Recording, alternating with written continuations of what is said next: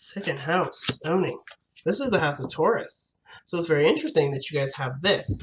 But this is the second house has a lot to do with possession. What is yours? What belongs to you? Taurus rules the house of rules the second house, and its key words, right? Its key phrase is, "I have." Okay, so with Taurus, I have. I believe Scorpio is I possess, but I want to double check really quickly with that. But the premise for the second house would have a lot to do with perhaps finances, with money. Because sometimes it doesn't have to just strictly be from I transform. Excuse me, Scorpio is I transform, not I possess, but I transform. So whatever they have, you transform, right? But that's your opposite house. That's the opposite house for the second house, anyway. The house of Scorpio, which is the eighth. But it doesn't have to just do with finances. It doesn't have to just do with things, tangible things. It could have to do with your self-esteem, what you see as a value. Because what I have is something that you would obviously possess based off of the value system that you have, your value system, your self-esteem, the way you carry yourself. But most importantly, it is definitely the second house has a lot to do with what you believe is yours, and having to do with your personal spiritual self. If that makes sense. What part of you belongs to you? Mainly, mainly what I'm getting from this energy for you guys this time is what is yours. Okay, what is yours? And it may have to do with it may have to do with self-esteem, but I don't know yet. So we're gonna have to kind of dive into the reading to really get a closer look as to what the second house is tailing to. Okay, Three of Swords. Ooh. That's past pains and old issues, but you've noticed those. You're going through the process of healing them, healing old pains and things like that. So I'm going to be pulling a miniature modified Celtic cross. So the places will be different from their typical way of reading. And this is just how I like to read my cards, guys. Alright, so underlying energy is the Six of Cups. Underneath that is the King of Cups. The rest of the cards are upside down, or is right side up. It's only the Six of Cups that came up reversed. Very interesting. And I make sure to shuffle it in a way that no cards are upside down. But I've been noticing with this deck, there's been cards that come up reversed. I don't read reversals though, but I'm definitely going to acknowledge that it's definitely weird, and something that I will take note in later on. The Six of Cups, what that card really indicates to me, especially in your underlying energy, Scorpio, is that there has to do with a soulmate connection or having to do with something referencing the past. Because we already had the Three of Swords come up, and that's usually a past issue, something that does refer to something that's already happened. And the Six of Cups, this could indicate to happy memories, rose-tinted glasses. The Six of Cups could also indicate children, but I don't think there's really any children involved. Some of you guys may have some direct children involved, but I don't think it's the case. But anywho, what makes you happy? What memories do you have of a time when you felt the most happy, the most innocent? I feel like this is a snapshot of innocence here. Okay, it's a snapshot of innocence in which this is before you lost your sense of innocence. This is a time when you, where everything was wonderful. It was a time of ignorance in a sense. Not saying that you've ever been ignorant, but you may not have been aware of certain things prior to this instance where you may have met someone, you may have kindled a relationship with someone, or you've had a period in your time where you were going on a set goal. Maybe you were going to school and you had a certain idea of how something would pan out, and then you lived, right? Different things took different turns, and now you're here, right? You're a little bit more, you're seasoned, right? You're a little bit more aware of things where you may not have been aware before. And I kind of feel like the Six of Cups isn't necessarily a card where you're like, ooh, be careful of rose-tinted glasses, and looking at something a pigment to it where it's not necessarily as it is, right? I feel like you guys are noticing things about yourself that you may not have noticed before. That's what I'm getting with the Six of Cups. Because when you look back at a time when you were innocent, you have become aware of something that you were once not aware of before. And I kind of get the vibe that you guys are coming to a state of awareness. Now, with that state of awareness coming up, you have your heart of your reading is indicating that there is a bit of defensiveness, but not in a bad way. But you have something to stand by. You put in a lot of work into something. You did a lot of pushing with this, not in the sense of like forcing something to happen, but you have gone through enough turmoil to know what turmoil looks like. But the reason why I brought up the reason why I brought up defensiveness is because the Five of Wands is right crossing it. You've already, if the heart of the reading is suggesting that you have surpassed this moment, the crossing would suggest that this is also a hindrance. This is something that's also in your way. This is what you're defending yourself against, constant conflict. But I feel like you've already done the conflict already. Something already tells me that the situation in which you've been through with this Five of Wands has already happened, which is why the past cards had come up twice. Three of Swords, and then the Six of Cups. Two cards that reference the past, and then now you have current energy, which is the Seven, and then you've gone back a step with the Five.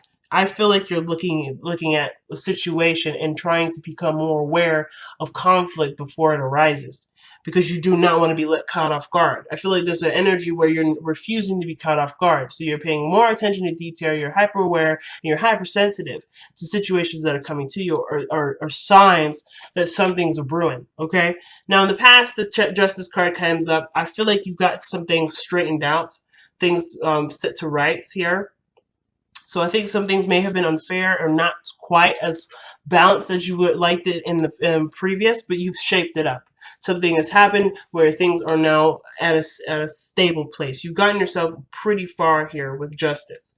Now, I feel like this is not necessarily to do with necessarily taking action in a situation. Some of it can be, but mostly where this has come from is forgiveness.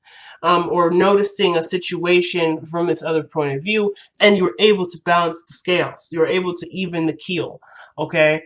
Now you have the Page of Swords, where you're looking for more information, you're observant, and you're aware.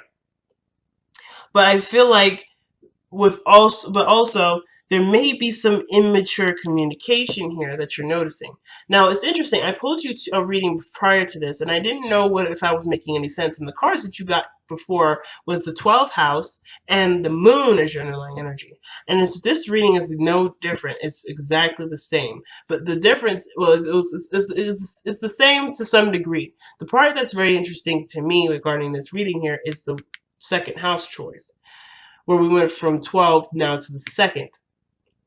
And I feel like this is about what you know. And the last one I feel like was definitely about what you know, even though it was suggesting the 12th house and the moon, where something may be going on and you may be aware of it, but you don't know yet, so you had to just kind of hang tight. This reading is telling me the same thing. I feel like you're picking up on some small indication that something's going down, something needs a little bit more awareness, but I feel like I kind of feel like things are going to be fine and things are going to move very smoothly, but you're just so aware of what something could lead up to that you're preparing yourself for something, not necessarily for something bigger than it probably is. Now, I'm not saying that you're overreacting at all, but I am saying that whatever you're picking up is definitely probably there, and I would say trust your intuition, because you've been through enough to know that you can trust your part of yourself that's picking up all these signs, picking up all these synchronicities or all these indications that would suggest that something's coming. So I'm definitely not saying not trust yourself. Trust yourself.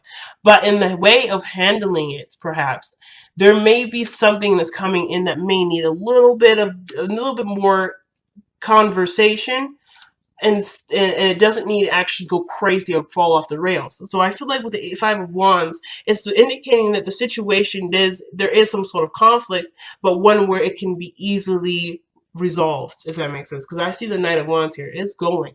That's having more fun and focusing on the passions or the situation at hand rather than, straying off and letting it get too crazy. So I feel like right now, yes, something's coming, Scorpio, but the way that you're going about it is very good with not reacting to what you feel, but just being ready to hear what you need to hear so that way you can dispute whatever this arguing is, whatever this imbalance is, or whatever this conflict is, because you are hyper aware of what that looks like. You already know what that looks like. So it's nice to see the Knight of Pentacles because it's telling you, it's not telling you to do anything, but I feel like your approach with it is slow and steady.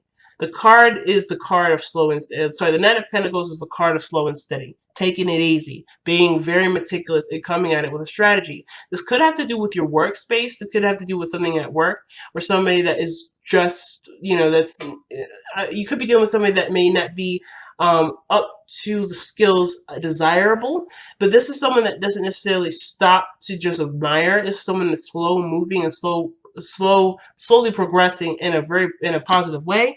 And I feel like this could be you taking this opportunity with what you know and taking slow approaches and how to handle them differently.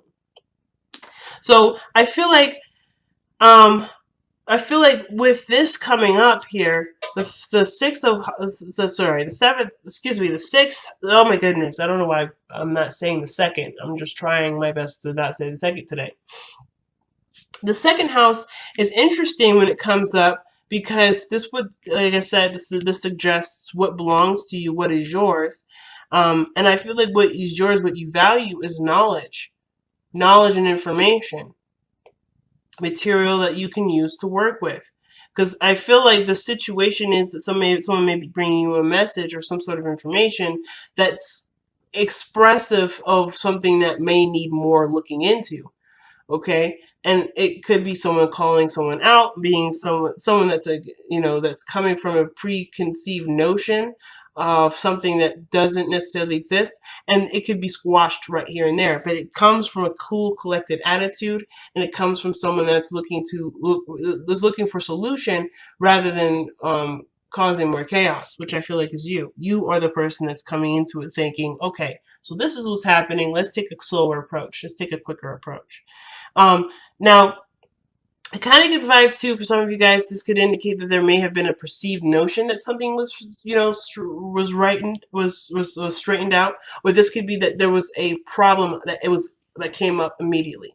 Now, the Justice card doesn't always come up. It is not a card that would signify problems. This is something that Justice is a card where things are balanced out, they're straightened out, they're made even, and things are or either resolved or again forgiven.